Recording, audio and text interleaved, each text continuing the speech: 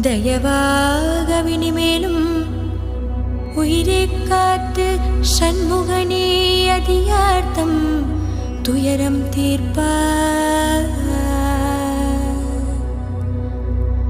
வைபோகமானமலே பரநீவேலா வரமளித்து உயிர் காத்து ரட்சிப்பாயே. வரந்த மடியா உயிரை காக்கும் தெய்வம் வையகத்தில் வேறொருவர் இல்லை என்று அறிந்து நான் உன்னை பணிந்தேன் சுப்பிரமணியா.